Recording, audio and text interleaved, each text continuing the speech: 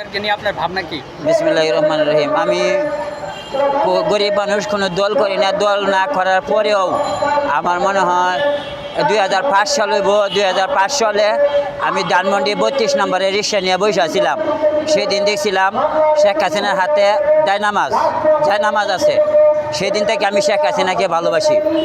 এরপরে মনে করেন এই তো দিন যাইতেছে, আমি আওয়ামী লীগের যুগে আমি যে রিক্সা চালাই, আমি কোনো সময় মন থেকে যে জায়গায় আওয়ামী লীগের মিটিং সমাবেশ যে কোনো জায়গায় হবে, আমি ওই সব জায়গায় ওই সব জায়গাতে আমি যাই। আর আমি দলের জন্য বেশি কিছু করি না, এই যে রিক্সা চালাই, ভাত খাই। তার মনে করেন আমি গাজীপুর থাকতাম, কিছুদিন আগে গাজীপুরে চলে গেছিলাম। গাজীপুরে চলে যাওয়ার 5 তারিখে যখন ছাত্রর আন্দোলনে শেখ হাসিনা গেছে, তারপর আমার মনে এই সমস্ত দেশের পরিস্থিতি কি খুব আঘাত লাগছে। লাগার পর আমি আবার এই ঢাকায় আইছি।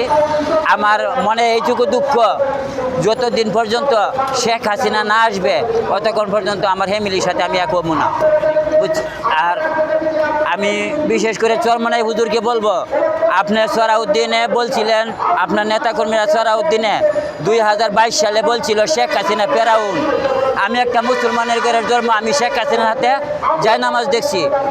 এখানে মনে করেন ভার্সিটি ভিতরে, কলেজের ভিতরে যে এই ছাত্রকে খাবারের প্লেটে ছাত্রকে হত্যা করা হয়, চরমনাই হিসাবকে আমি বলবো, এখন আপনারা দেখেন না এই যে দেশে অস্থিরতা, এই যে কোটি কোটি টাকার সম্পদ নষ্ট হইল, এটা কেউ অন্তে আর প্রতিবাদ করতে পারেন না।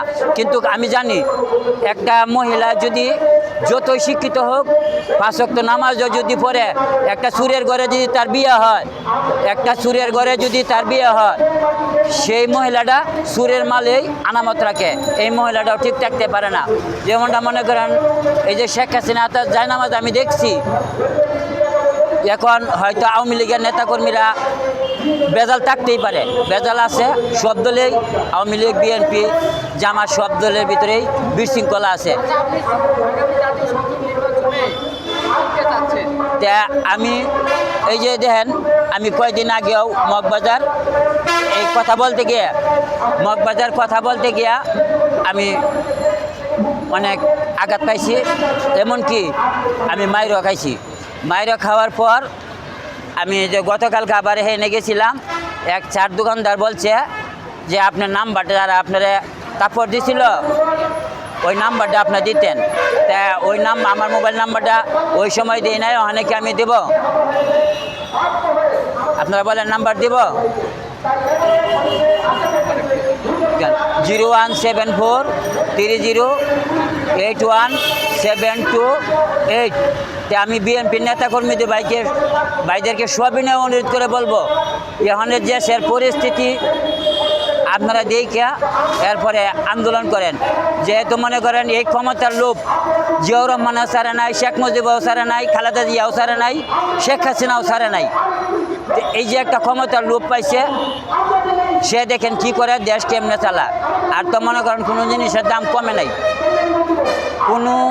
কোনো কিছু জিনিসের দাম আর একটু কমে নাই। আর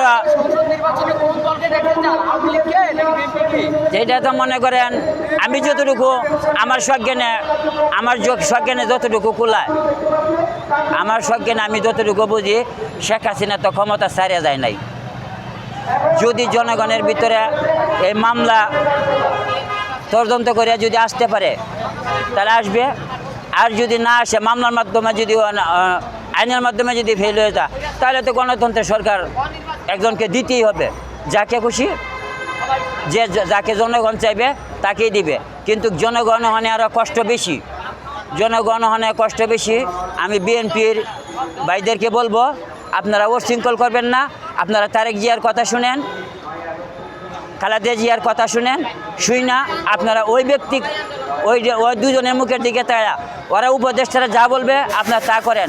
অযথা গ্রামে মহল্লা কোনো জায়গায় ভাঙচুর, হয়রানি এগুলার শিকার হইবেন না। আপনাদের পরিস্থিতি বেশি খারাপ, আরও খারাপ হয়ে যাবে, আপনাদের অবস্থা বেশি ভালো হবে না। আচ্ছা, আমি কয়েকটা প্রশ্ন করব। এই যে আপনি যে বললেন যে ঢাকা বিশ্ববিদ্যালয়ে একজনকে খাবারের প্লেট খাবার সামনে দিয়ে পিটিয়ে মারা হচ্ছে। আচ্ছা, বিগত আন্দোলনের সময়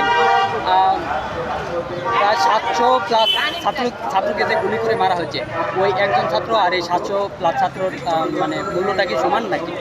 না না না, ওইটা কখনোই সমান হতে পারে না। তখন কি আপনি কোনো দুঃখ প্রকাশ করছিলেন? এটা দুঃখ প্রকাশ করবো, ছাত্র আমাদের ভাই বিরাদর, ছাত্র আমাদের দেশের, সবই আমার দেশের থেকে। আমরা তো ভাবছিলাম এটা প্রশাসন খারাপ করছে বা শেখ হাসিনার উত্তর করছে, তো ওখানে কারা করে, ওখানে এটা না না, তখন যে করতে তখন আমি তখন হয়েছে